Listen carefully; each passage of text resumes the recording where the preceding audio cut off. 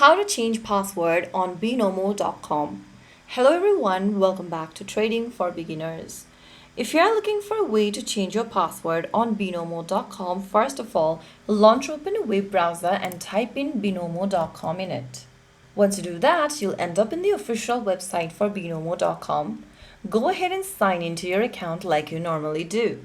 Once you're logged in, go ahead and click on your profile icon at the top right corner and then click on the profile button. Inside the account details that appears on the screen, scroll down and look for change password option.